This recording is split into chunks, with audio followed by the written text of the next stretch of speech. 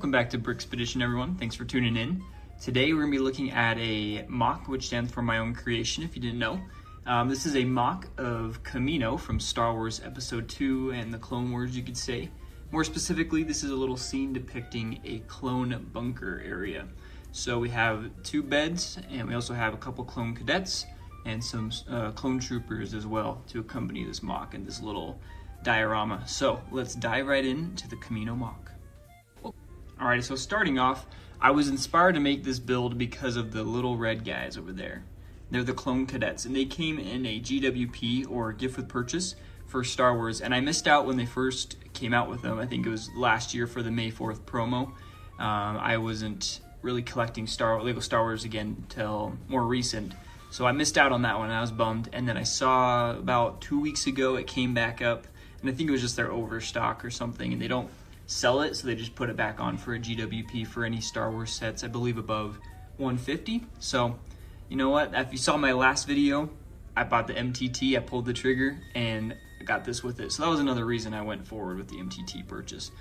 But after I got them and I built the set, I didn't really care too much for the actual builds. They were cool, but wasn't why I was excited to get it. I was excited to get the 3 clone cadets, as you can see right here. But I wanted to put them in my display, but I wanted to figure out a cool way to do it. So I came up with this little build right here. So I'll give you a little look at it all. I also have 2 stormtroopers. Oh man, that's embarrassing. I'm gonna hear that in the comments. 2 clone troopers in their phase 1 armor, just to give that episode 2 feel, or beginning of Clone Wars feel. You'll see there's also a little bit in the back as well, and I'll explain what that is in a moment. But there's that, and I'll also throw a picture up of what this looks like in the Clone Wars or episode 2. I think they show it in both. I know for sure the Clone Wars, so I'll show you a picture maybe for both, or at least one. Well, let's get into some more of the details, right, don't we? Alright, so let's get you closer to the action. I'm just going to go around a couple things, explain my build process, and if you have any questions on how I built this, and if you want to do something similar, let me know in the comments below, and I'd love to help you out. So first off, we have this base. It's pretty simple. I use a snot technique, or a studs knot on top. Not the craziest way of using snot, but which sounds funny when you say it out loud, not like that. But yeah, I just have it sideways, and mainly is to give this floor a smooth finished look. A lot of times people may use tiles. It's like the smooth Lego pieces without the studs on them if you're new to Lego. But they're not really prevalent in a lot of sets. You only get like a couple, and so I didn't want to use the ones I had, and I had a lot of these white pieces that I wasn't using. So I was like, you know what, let's just lay it sideways and build from there. The only tricky part is, I'll show you right here. Move the top layer off real quick. There we are. You do have to have something. It can even be like what I did here with some Technic pins or just some studs, but you do need something to place Legos on, because since it is just smooth, you don't want to just set it on there and it'll wiggle off. So that is one thing with snot that you got to be aware of.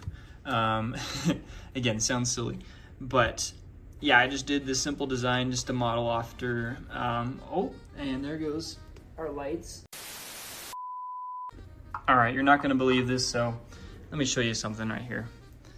Here's our little bunny, Tulip, and I had my lights set up, plugged in, but she chewed right through it in like less than a second. So we're working without lights today, and that's totally fine. So we've been having a chewing issue with her, I swear.